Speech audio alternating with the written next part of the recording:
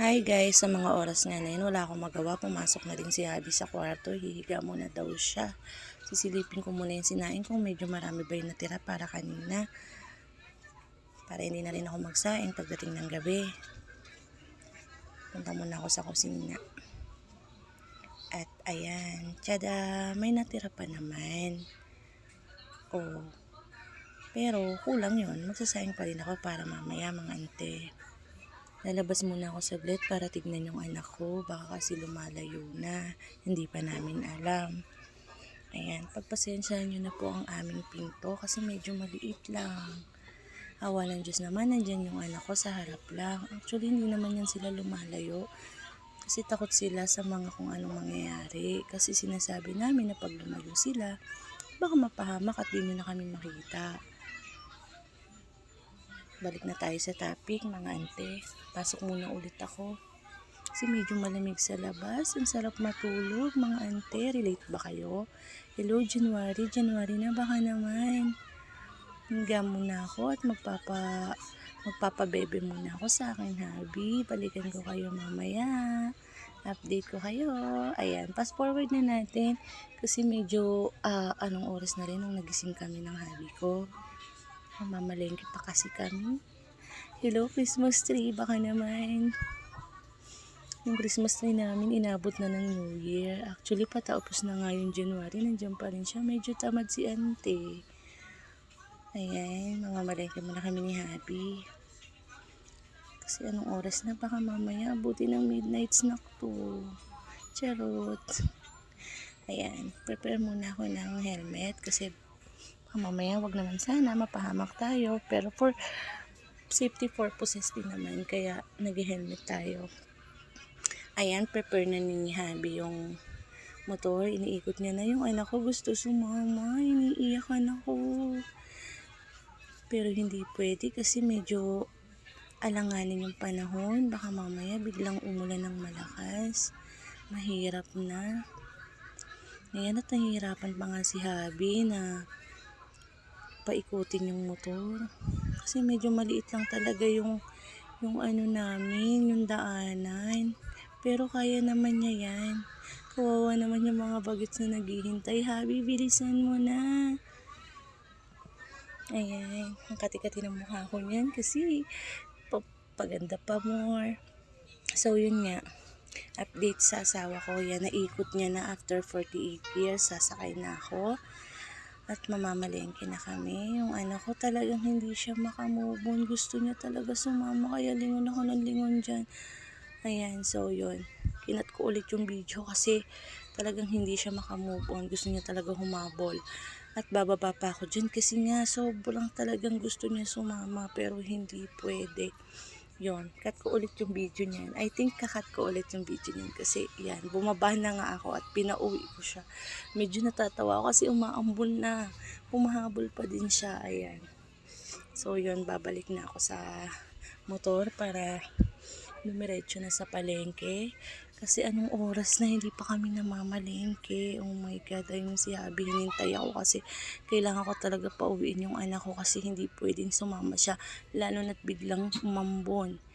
Ayan, sumakay na ulit ako kay Abby. Dire-diretso na kami sa palengke niyan.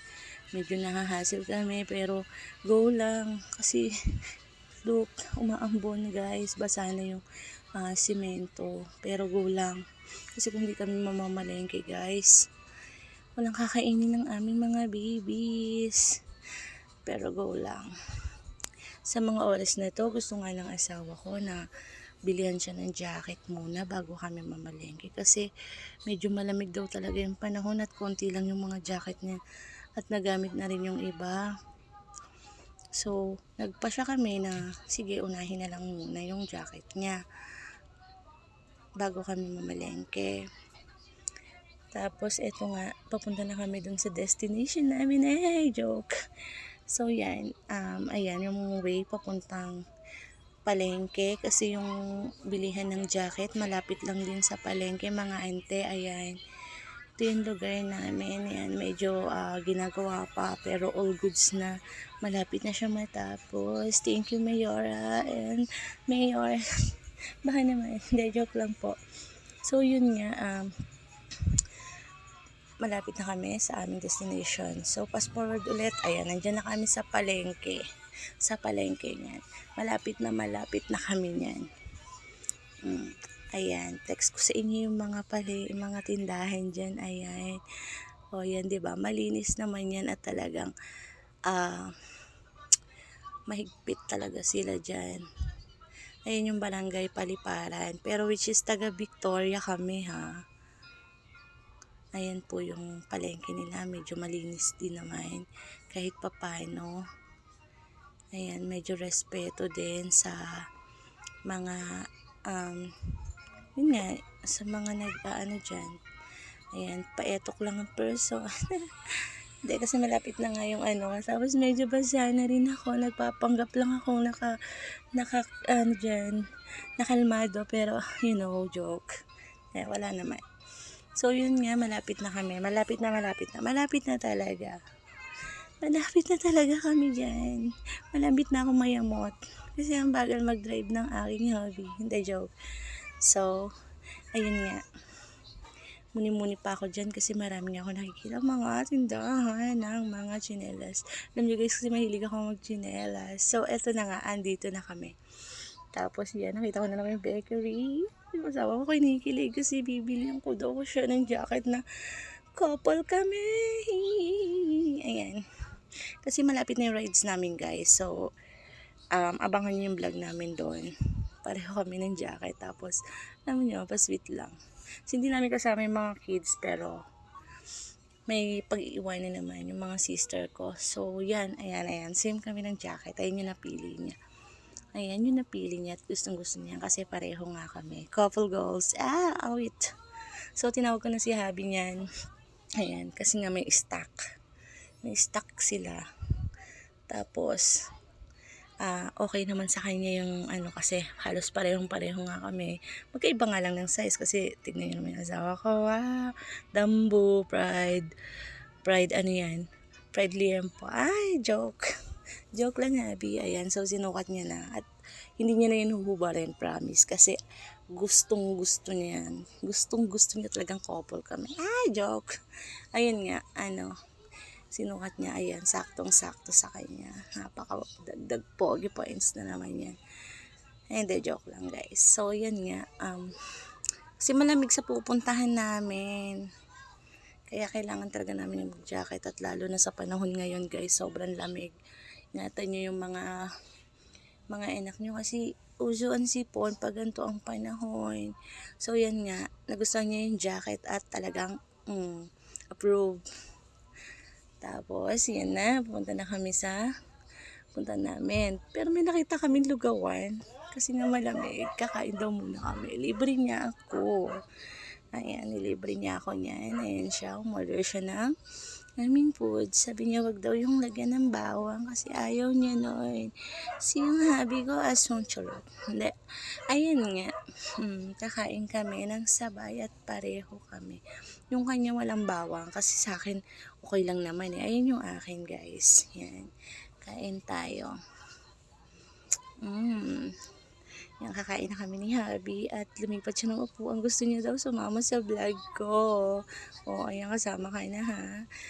May kasama mo na yung idol mo. Joke. Kinikilig. Ama na yan. Ayan, so yan. Kakain na nga kami yan. Nag-prepare lang kami ng aming mga pagkain kasi alam mo yun. Yan, pinex ko pa nga yung toyo kasi meron ako dyang lumpia guys. Na matchy dun sa lugaw. Sinagyan ko na rin si Habi para kiligin siya. Yan pinagsilbihan na kita. Baka naman mamayang gabi. Joke. So, yan na nga po. Kumakain na kami niyan.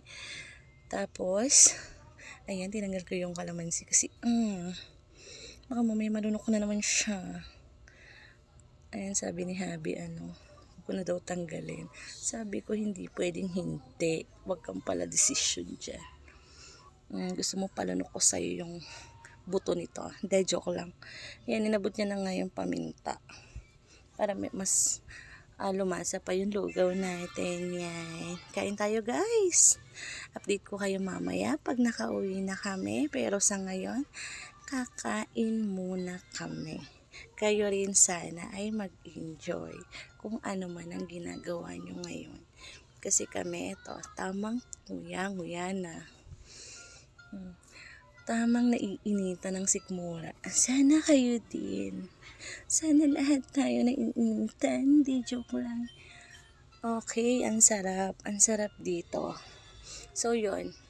Fast forward na. Nakapamalengke na kami. Nakauwi na kami. Then, okay na. Okay na ang lahat. Thank you guys sa panonood po ng aming vlog, mini vlog. Pasensya na kayo, hindi pa talaga ako marunong.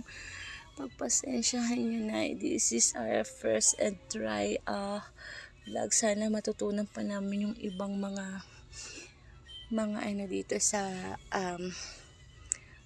creator, I don't know what is, basta yun na yun. So sana marami pa kami matutunan dito.